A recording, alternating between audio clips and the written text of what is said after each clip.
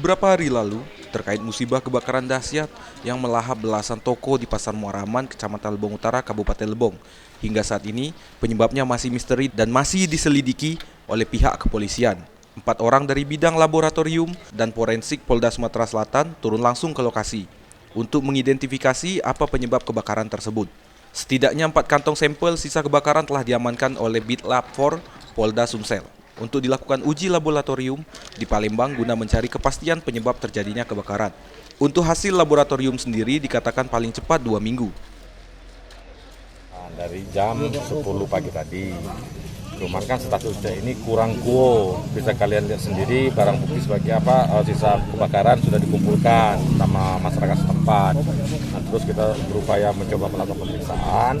Apa yang kita dapat, nanti kita di lab, antara lain abu arang sisa kebakaran. Itu aja. Kita periksa dulu nanti abu arang itu mengandung hidrokarbon atau enggak, terus setelah testingnya seperti apa, kita lihat ya. Hasilnya nanti tanya Pak Kasat setelah BA-nya jadi. Kira-kira berapa lama itu? Biasanya periksa paling cepat 2 minggu. Paling cepat 2 minggu. Ya. Ya. Oh, dugaan sementara boleh? Dugaan sementara ya kita nggak bisa menduga. Kalau menduga nanti kalau dikira menduga, tahu-tahu hasil yang didapatkan dari alat beda kan nggak bisa.